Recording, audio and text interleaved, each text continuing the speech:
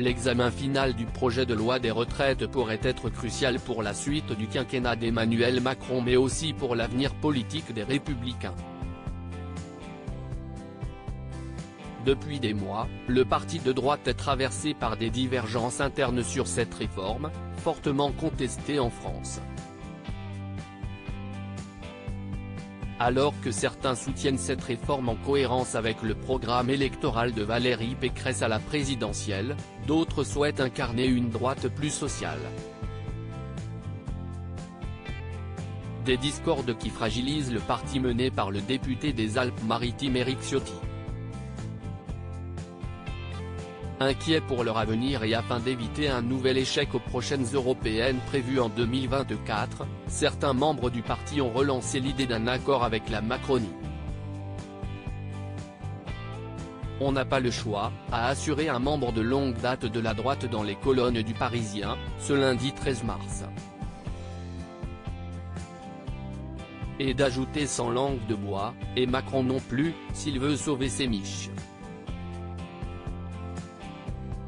En effet, le soutien des Républicains pourrait épargner un nouveau 49. 3. De plus, cette alliance ne serait pas pour déplaire à Nicolas Sarkozy. Lors des dernières élections présidentielles, l'ancien président de la République n'avait pas hésité à apporter son soutien à Emmanuel Macron.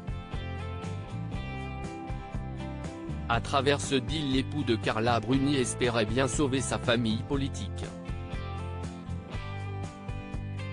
Ce deal serait-il finalement l'ultime chance pour leur survie? Le jeudi 16 mars sera certainement l'heure de vérité pour tout le monde.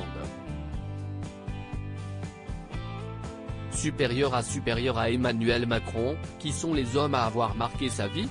Emmanuel Macron, son déjeuner secret avec Nicolas Sarkozy. Alors que les divergences font rage au sein du parti Les Républicains, Emmanuel Macron a reçu Nicolas Sarkozy pour un tête-à-tête au Palais de l'Élysée, le 5 janvier dernier. Il s'agissait de leur deuxième déjeuner en moins de 2 mois. Et ce n'était pas pour échanger des vœux de bonne année, comme l'a rapporté Le Figaro, mais bien pour parler des problèmes actuels qui secouent le pays.